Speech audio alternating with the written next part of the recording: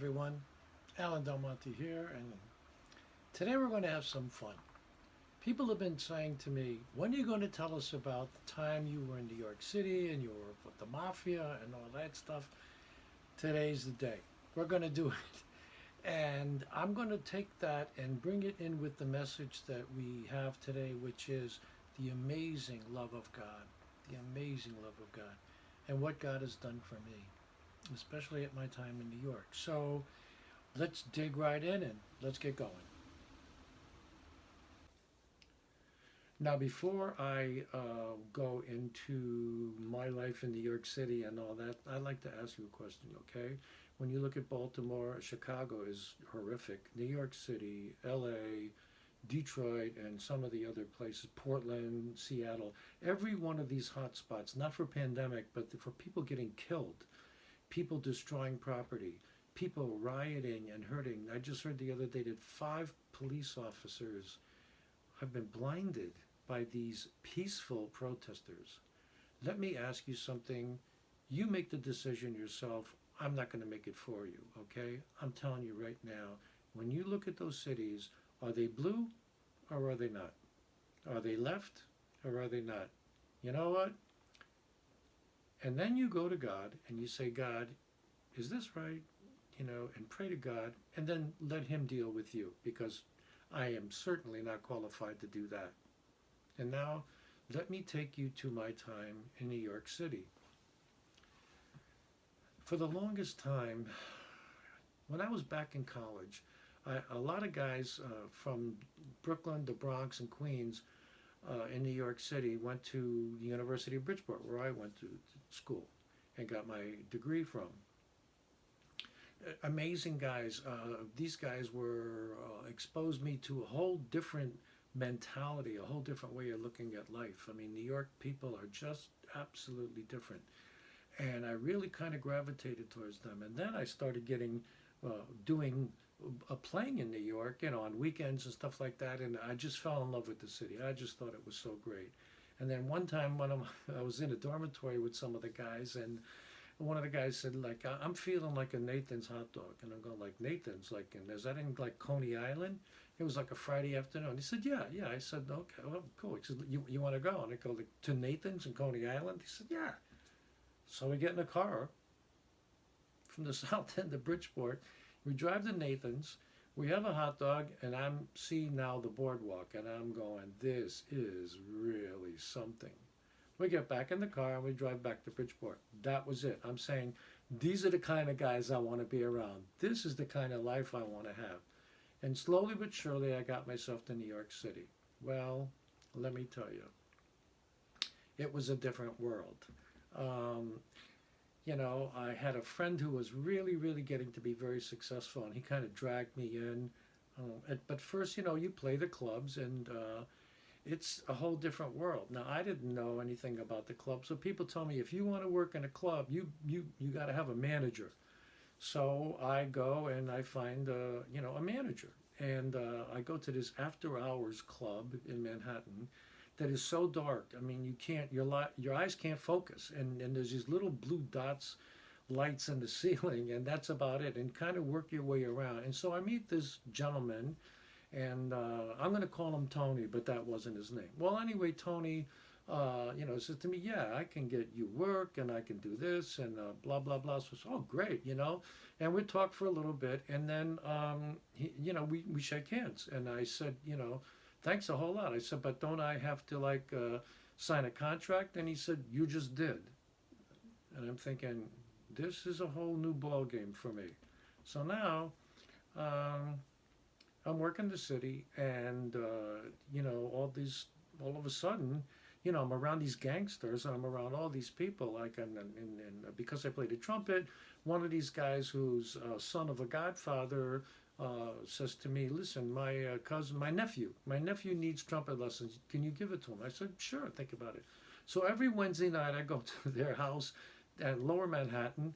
And the Godfather's there at the table, just like you see in a movie. It's absolutely just like you see in a movie. And I've given the nephew a trumpet lesson, and now we're sitting down to spaghetti on Wednesday night. And that was like one of the things I did. And then, my life just went along, and then all of a sudden, um, these guys start killing each other, and all these Joe Gallo and everybody else is like killing each other. And I knew a lot of these guys intimately, not because I loved them, but because they said, listen, you know, we'd all meet after work at 4 o'clock in the morning at the Greek Diner on 43rd Street across from the Times Square Hotel.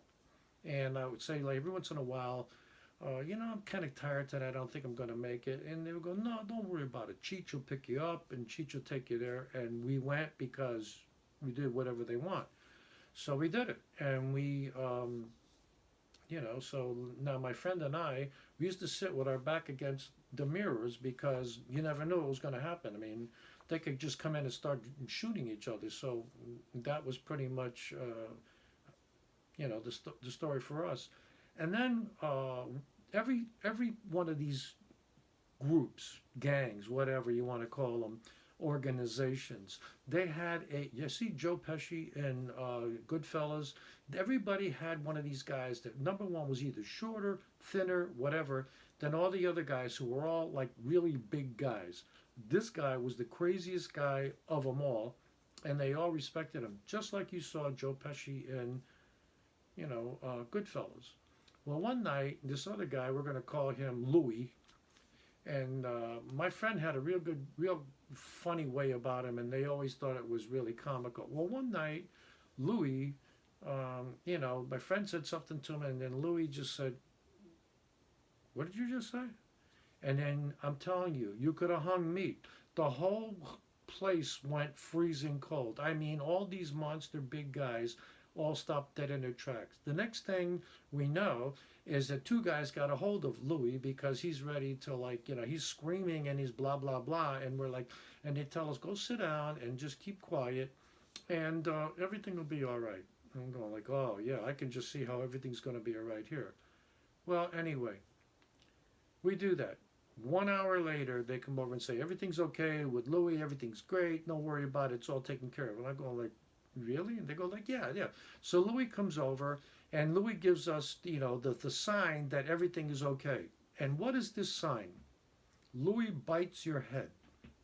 Can you make this up? You can't make this up. Louis bit our head. Once our heads were bitten, we knew everything was okay. How about that?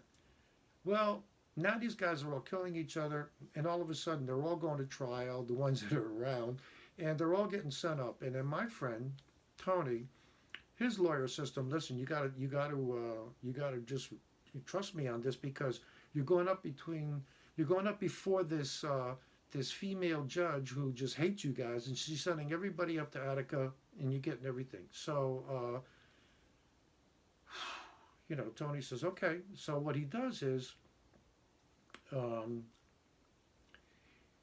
he allows him to get this lawyer, and it turns out this lawyer is a female. Now we're talking back in the 70s, and this stuff just wasn't done. So this female goes up to a female lawyer goes to the female judge, and she pleads his case, and he gets off.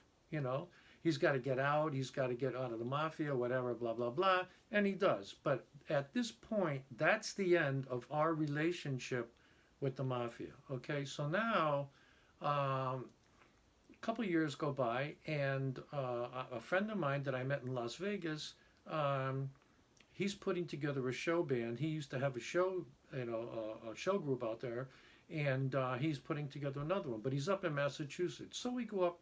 He calls me up, and I said, "Listen, I'll come up and help you, but I'm not going to Las Vegas. I'm not leaving the city." He said, "Fine." So I go up to this godforsaken place in Beverly, Massachusetts, and Summers and that area, and it's a house way down on a farm, and there's like a half a mile drive from the road to get to this house. And we're there, and he's got like 10 guys, 10 men, and 3 women, and he's putting the show together. And I'm doing the arranging and helping him get this whole thing together. Anyway, all of a sudden, one day we get a phone call, and I'm telling you, we're in this godforsaken place. You get a phone call, and it's like somebody says, "Hey, Al, there's this guy from New York calling you." And I said, "Guy from New York? Who's calling me from New York?" He says, This guy is like, I said, well, what's his name? He says, Patty. I said, Patty? Holy cow, geez. All right. I get on the phone, and Patty says, hey, I got to come up there. I got a jackpot here in the city. I got to get out of the city, blah, blah, blah. So, okay. So he says, can I come up and stay with you for like a week? I said, sure. I'll talk to, my friend, but I'm sure he'll be thrilled. And I mean, he would be, So anyway, he says, I'll be there this day, 11 o'clock in the morning. I say to my friend, 11 o'clock, stand by the window, because he's going to be coming at 11. 11 o'clock that morning, the Continental that he's driving comes all the way down, and we see him like a half a mile away, and he's driving down. He gets there, and he spends a week with us. Every night he takes us into Boston. He wines and dines us. It's incredible. So the last night I said to him, why did you have to come in the first place? He goes, he got in a fight in a bar. He broke the ribs of some guy, but the guy had a friend, was a friend of a judge, and he had to get out of the city till they get it all done. Now it's all squared away and it's all done. So I said to him, well then, how did you find me? And he said, what do you mean? I said, well, did you go see my family? He said, no, I didn't go see your family. I said, you don't know anybody else's family here, right? And he says, no. He says, well, so I go like, well, then how did you find me? He said, hey, I got to find you, I find you. And he looks across the table and he says to me, you ever hear that song, Ain't No Mountain High Enough? I knew right then and there how he found me.